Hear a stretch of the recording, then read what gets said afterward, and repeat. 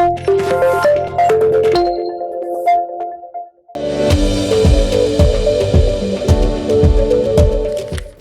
Are the signs and symptoms of high blood pressure?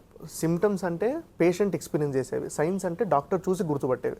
What are the symptoms for high blood pressure? Bad thing is, అంటే బాధాకరమైన విషయం ఏంటిదంటే, blood pressure high ఉన్న పేషెంట్స్కి more than 50% of the times వాళ్ళకి ఏం symptoms ఉండవండి. అంటే అది లోపలనే అవుతుంటుంది, వాళ్ళకి తెలియదు. వాళ్ళకి తెలిసేసరికి చాలా లేట్ అయిపోతుంది.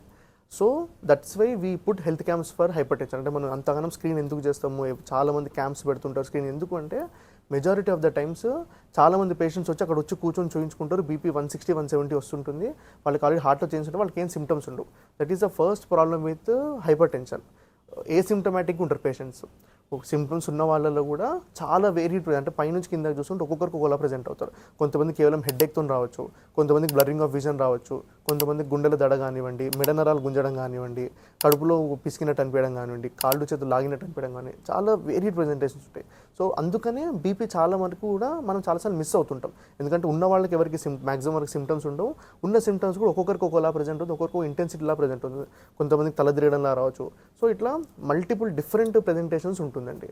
సో అందుకని ఇవన్నీ ప్రజెంటేషన్స్ ఉంటాయి కాబట్టి what is the best advice is get screen for hyper tension. ఇప్పుడు బీపీ మనకి స్క్రీనింగ్ చేయడానికి కాస్ట్లీ ఎక్విప్మెంట్ ఏదో అవసరం లేదు. బేసిక్ మెషిన్స్ అంటే 1500 రూపీస్కి 1000 రూపీస్కి మంచి మెషిన్స్ అవసరం దొరుకుతున్నాయి. అవి ఇంట్లో పెట్టుకొని we can screen for blood pressure.